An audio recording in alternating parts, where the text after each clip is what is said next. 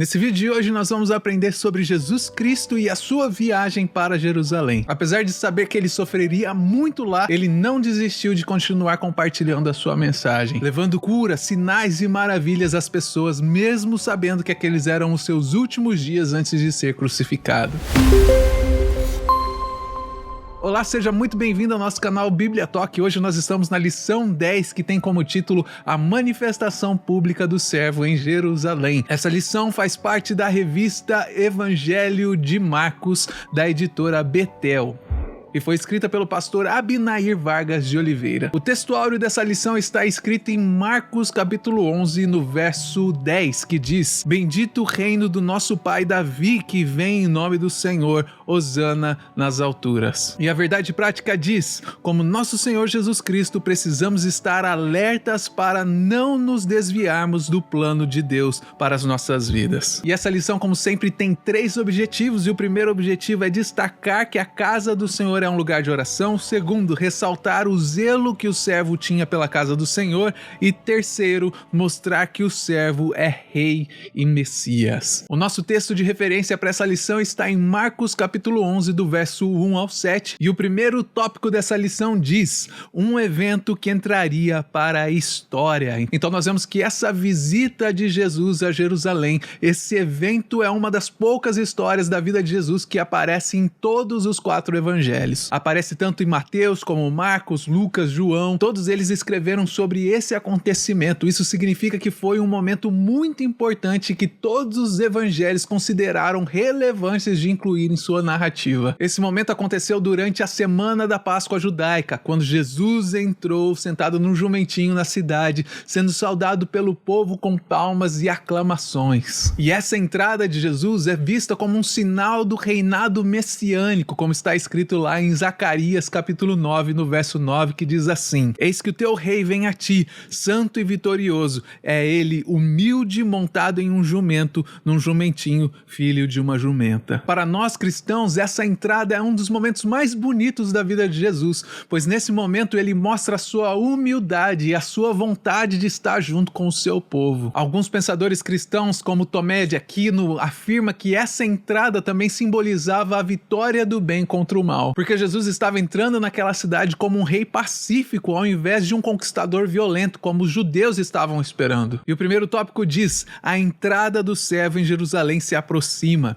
E esse texto vai falar sobre a entrada de Jesus em Jerusalém, que estava se aproximando. De acordo com o Evangelho de Marcos, Jesus enviou 2 dos seus discípulos a uma aldeia próxima para buscarem um jumentinho, que era o que ele iria usar para entrar na cidade. Jesus sabia que em Jerusalém ele seria preso, condenado e morto, mas ele também sabia que ele ressuscitaria após 3 dias. E esse jumentinho que Jesus precisava era considerado um animal digno de ser montado por um rei. E isso cumpria a profecia messiânica de Zacarias, capítulo 9, verso 9. Muitas pessoas no nosso tempo consideram o jumentinho como um animal de carga, mas naquele tempo era um animal muito importante. E nós precisamos lembrar que Marcos estava escrevendo essa carta para os romanos. Então Marcos ele não inclui o texto de Zacarias, capítulo 9, verso 9, mas ele faz referência a esse texto. O segundo subtópico traz como título: o servo planejou a sua entrada em Jerusalém. O texto fala que Jesus já tinha tudo planejado, ele sabia que estava chegando a hora de entregar a sua vida pelos homens. Naquela época da Páscoa, Jerusalém era um lugar cheio de alegria para os judeus, mas também um monte de preocupação para os romanos. Muitos judeus do mundo todo chegavam para celebrar naquela cidade, fazendo com que a população da cidade se quadruplicasse. Os romanos estavam sempre alerta, porque havia uma possibilidade de uma rebelião e de um conflito muito grande entre as religiões que estavam ali. E foi exatamente nesse contexto que Jesus faz a sua entrada nessa cidade. Como nós podemos ver lá em Marcos capítulo 11, no verso 2, e em 1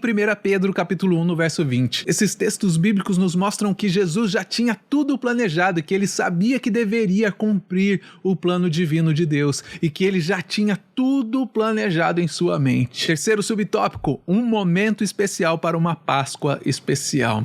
Esse momento era especial porque cumpria a profecia de Zacarias, que dizia que o rei viria montado em um jumento. Além disso, a entrada acontece durante a festa da Páscoa, que era muito importante para os judeus. A Bíblia de Estudo Pentecostal destaca que essa entrada de Jesus marcou o início do evento da Semana da Paixão de Cristo e também da sua ressurreição. É importante lembrar que esses eventos foram decisivos na história da humanidade na fé cristã. Essa entrada de Jesus em Jerusalém, ela destaca a humildade e o amor de Jesus pela humanidade. Ele não veio para ser visto como um rei poderoso conquistador, mas sim como o salvador da humanidade. E essa atitude é um exemplo para nós nos dias de hoje, mostrando que o verdadeiro poder está no amor e no servir ao próximo. Então nós vemos nesse primeiro tópico da lição que Jesus, após a sua entrada triunfal, é visto como o Rei dos Reis, e ele veio não para ser servido, mas para servir. E isso é mencionado na Bíblia, onde Jesus disse que não veio para ser servido, mas para servir e dar a sua vida como resgate de muitos,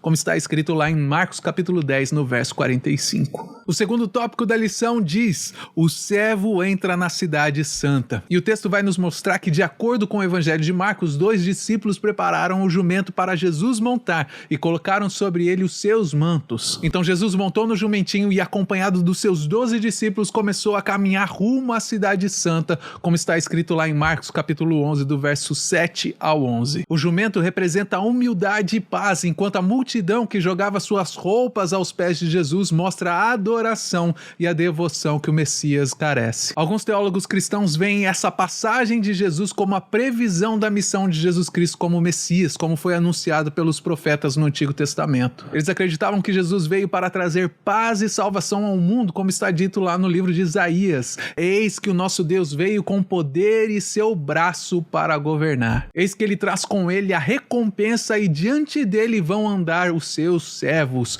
como está escrito lá em Isaías 40, no verso 10. Então nós vemos que Jesus entrou na cidade de Jerusalém na celebração da Páscoa. E ele não chegou de uma forma audaciosa, montado num cavalo branco ou escoltado por uma guarda real, mas sim montado num jumentinho. No entanto, essa entrada humilde chamou a atenção de muita gente, e essas pessoas começaram a lançar as suas roupas, começaram a colocar ramos de árvores no caminho enquanto gritavam Hosana. Essa entrada triunfal de Jesus em Jerusalém não teve apenas um impacto na vida daquelas pessoas que estavam ali naquele dia, mas isso teve um impacto na vida de todos os cristãos em todos os tempos. Porque, em primeiro lugar, essa entrada mostrou a realeza divina de Jesus e o início da sua missão como Salvador do mundo. E isso trouxe esperança e confiança a todos os seus discípulos que acreditavam que ele era o Messias anunciado nas Escrituras. E o segundo subtópico diz: uma tarde que entraria para a história. E realmente esta foi uma tarde histórica quando Jesus entrou em Jerusalém e foi aclamado pelo seu povo. Ele até chegou a entrar no templo, mas como já estava tarde, ele saiu de lá e foi para a cidade de Betânia, onde moravam seus amigos Lázaro, Marta e Maria. Essa cidade ficava a cerca de 3 quilômetros ao leste de Jerusalém. Jesus frequentemente visitava a cidade de Betânia e escolheu um local próximo dali para fazer a sua ascensão. Na Bíblia, a cidade de Betânia é descrita como uma aldeia na região leste do Monte das Oliveiras. Alguns teólogos acreditam que a escolha de Jesus por Betânia demonstra a importância da humildade e da vida em comunidade. Betânia também é conhecida por ser o lugar onde Jesus ressuscitou a Lázaro, como está descrito lá no livro de João, no capítulo 11. E essa história é considerada uma das mais poderosas e significativas da Bíblia, porque mostra justamente a força e a autoridade de Jesus sobre a morte. Outro evento muito importante que aconteceu em Betânia foi a unção de Jesus com o óleo perfumado por Maria, que está descrito lá no livro de Lucas, no capítulo 7. E essa unção foi considerada por muitos como uma demonstração de amor e respeito por Jesus e também como um sinal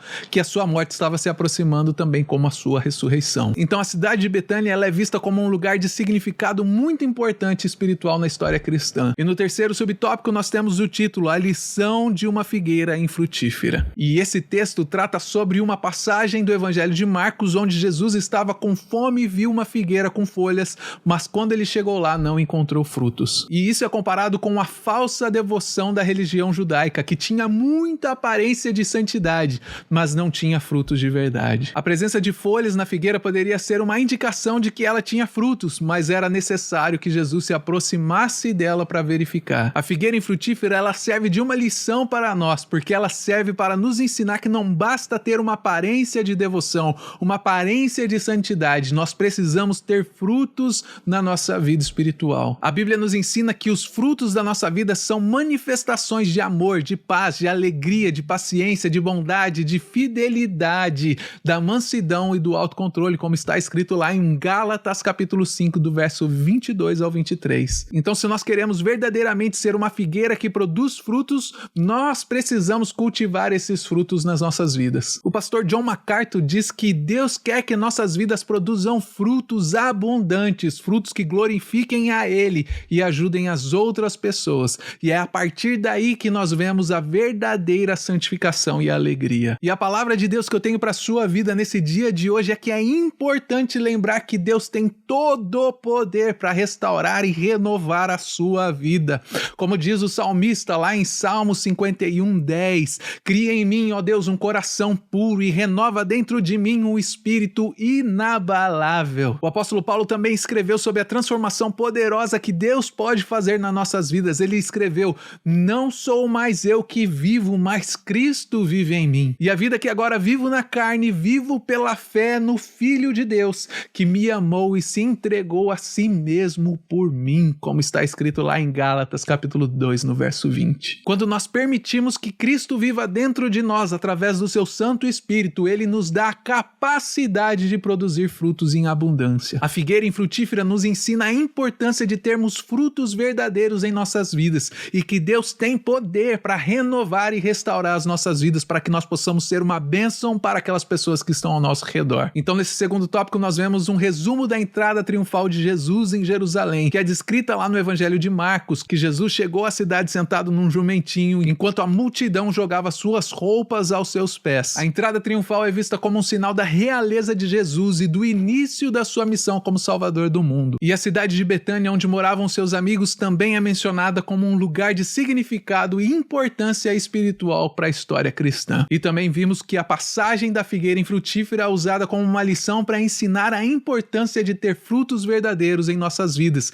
e que Deus tem o poder para renovar e restaurar as nossas vidas para que nós possamos ser uma bênção para todas aquelas pessoas que estão ao nosso redor. E assim nós chegamos ao terceiro tópico dessa lição, que traz como título o zelo do servo pelo templo. E o texto ele vai falar sobre o templo sagrado que ficava na cidade sagrada de Jerusalém. Os judeus tinham muito respeito por esse lugar porque eles acreditavam que era onde Deus estava presente no meio deles. E nós podemos ver essa referência bíblica em Marcos capítulo 11, no verso 17, onde fala que o templo era visto como a presença permanente de Deus no meio dos judeus. O templo ficava no Monte Moriá, em Jerusalém, e era considerado o coração da cidade sagrada. O templo era composto de vários complexos, incluindo o santuário, onde se encontrava o altar do holocausto, e o lugar santíssimo, onde era encontrado a Arca da Aliança. Além disso, havia vários outros compartimentos, incluindo uma sala de ensino, salas de oração e até áreas de oferta. O templo era o centro da vida religiosa dos judeus, e ali eram realizadas várias cerimônias, incluindo sacrifícios de animais, purificação de pessoas e de objetos e a celebração de festas religiosas. Esse templo de Jerusalém da época de Jesus era o segundo templo da história do povo judeu. O primeiro templo havia sido construído por Salomão, filho de Davi, e tinha sido destruído pelos babilônicos em 1586 a.C. E o segundo templo foi construído pelo rei Herodes. Herodes era um rei favorável aos romanos e ele estava determinado a fortalecer o seu reinado através de construções e projetos ambiciosos. E um desses projetos era a construção do templo de Jerusalém. A construção do segundo templo começou em 20 a.C. e levou cerca de 46 anos para ficar pronto. A construção do templo por Herodes foi vista como um símbolo de independência judaica e da importância da religião para aquela nação. No entanto, para muitos judeus, a construção de um templo por um rei considerado pagão e infiel foi um sinal da ocupação estrangeira e da perda da verdadeira identidade judaica. A destruição desse segundo templo de Jerusalém aconteceu no ano 70 depois de Cristo, durante a rebelião judaica contra o Império Romano. As forças romanas invadiram a cidade e saquearam o templo, causando uma grande perca para o povo judeu, incluindo a dissolução da nação. E isso teve um impacto muito grande na vida religiosa dos judeus, que foram forçados a encontrar novas maneiras de se conectar com Deus e preservar a sua fé. E o primeiro subtópico diz: Jesus expulsa os mercadores do templo. E o texto trata sobre o momento em que Jesus entra no templo de Jerusalém e afasta as pessoas que estavam lá vendendo e comprando animais para oferecer em sacrifício na Páscoa. E Jesus se incomodou com a atitude dos líderes religiosos daquela época, porque eles estavam fazendo da casa de Deus uma casa de negócios. Eles estavam roubando os peregrinos que estavam lá para adorar a Deus. De acordo com a Bíblia de Estudo Roman, as pessoas que estavam chegando de longe, elas precisavam comprar animais puros para oferecer sacrifícios na Páscoa. E os cambistas estavam explorando aquelas pessoas que vinham de tão longe e precisavam comprar os elementos para oferecer o seu sacrifício. E para Jesus isso foi uma total falta de respeito dos líderes religiosos daquela época, que estavam corrompendo a casa de Deus. E foi por isso que ele afastou os negociantes do templo, para que a casa de Deus fosse um lugar sagrado, onde as pessoas pudessem adorar a Deus com sinceridade de coração. Alguns teólogos cristãos acreditam que essa atitude de Jesus foi uma demonstração da sua determinação em proteger a santidade da casa de Deus, e também do seu desejo de que a adoração a Deus seja feita com respeito e com reverência. E outros veem nessa ação de Jesus uma crítica aos líderes religiosos da época, que estavam muito mais preocupados em ganhar dinheiro do que proteger a verdadeira essência da fé. E então nós chegamos no segundo subtópico, que traz como título: o cuidado pela casa do Pai. E esse texto fala sobre a ação de Jesus no templo em Jerusalém. Jesus entende que o templo é a casa de Deus e é por isso que ele coloca a casa de Deus em ordem. O templo deveria ser um local de adoração onde as pessoas pudessem se santificar e cultuar a Deus em paz, como está escrito lá em Hebreus capítulo 12, no verso 14, que diz: sem santidade ninguém verá o Senhor. Porém, os líderes religiosos no templo se achavam superiores e queriam guiar as pessoas, mas ao serem confrontados por Jesus, eles começaram a procurar uma oportunidade para matá-lo. E assim nós caminhamos para o terceiro subtópico, que traz como título: um lugar que deveria ser de intimidade com Deus. O profeta Isaías, ele previu que a casa de Deus seria conhecida como uma casa de oração. E Jesus, que conhecia as escrituras, ele repreendeu os líderes religiosos por terem transformado a casa de Deus em um covil de ladrões. Então nós vemos nesse terceiro tópico que o templo de Jerusalém havia deixado de ser a casa de oração para se tornar um espaço de comércio, de exploração àqueles que iam lá para adorar o Senhor. Então nós podemos resumir essa lição dizendo que Jesus nos trouxe uma nova compreensão sobre a importância e sobre o significado do ambiente do templo, na oração e na nossa adoração a Deus. Os evangelhos nos mostram que Jesus frequentemente criticou os líderes religiosos daquela época, por sua hipocrisia e por usar o templo de uma forma a mostrar a sua própria importância, em vez de como um lugar de honrar a Deus. Jesus nos ensina que o templo não é feito de pedra e nem tijolo, mas é o coração de cada pessoa que o aceita e o reconhece como Senhor e Salvador da sua vida. Ele afirma que Deus habita dentro de nós e que nós podemos nos conectar com Ele a qualquer momento, a qualquer hora, em qualquer lugar. Jesus também enfatizou a importância da humildade e da simplicidade na oração e adoração. Ele nos incentiva a nos aproximar de Deus com o coração contrito e arrependido. E só assim nós teremos um relacionamento íntimo e autêntico com o nosso Pai Celestial. E assim nós terminamos essa aula de hoje e nós nos vemos no nosso próximo vídeo.